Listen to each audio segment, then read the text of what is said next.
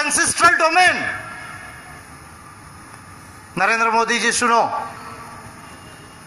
और उनके जितने टीम है, team A, team B, team C, जहां तक है झारखंड तक, वो लोग सुनो।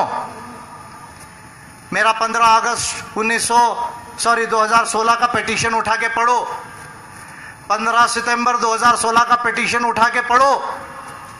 आप लोगों ने बहुत एट्रोसिटी की थी SC ST के ऊपर में। अब क्या हाल हुआ? एट्रोसिटी कम हो गई। कैसे कम हुई? किसने कम किया देश के अंदर?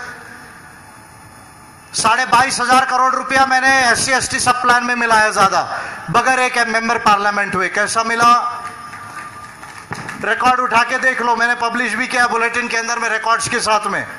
और मुझे जो रिप्लाई आया मिनिस्ट्री से उसको भी मैंने पब्लिश किया, उसको देख सकते हैं आप। आपको वार्निंग दे रहा हूं मैं, बीजेपी के गवर्नमेंट को वार्निंग दे रहा हूं। You are playing with a dangerous game. आप अगर आदिवासियों के साथ खेल रहे हो तो इस बात को ध्यान रखो कि आप 3600 साल के बात के साथ खेल रहे हो, उसके कल्चर हिस्ट्री के साथ खेल रहे हो।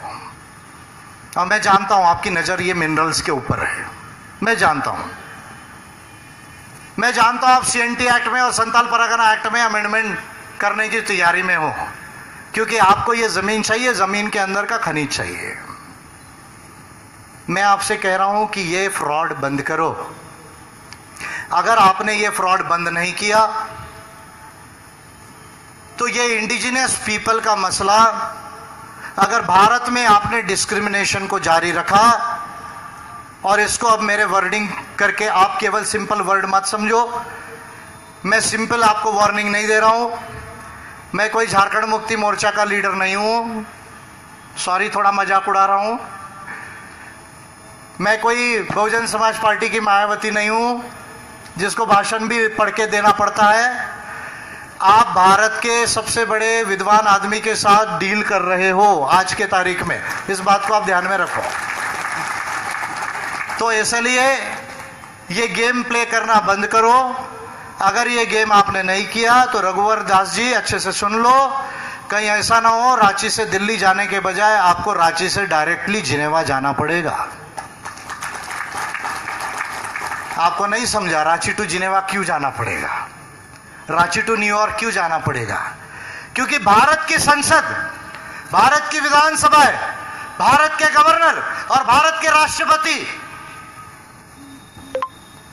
और भारत की न्यायपालिकाएं, इंडियन स्टेट अगर भारतीय संविधान का उल्लंघन करता है, international bill of human rights का उल्लंघन करता है, और अगर भारत में आपने इसको ठीक नहीं किया तो याद रखना, यह विजय मानकर की वार्निंग है, मैं आपको संयुक्त राष्ट्र में खड़ा करके इस बात को प्रूव करूंगा।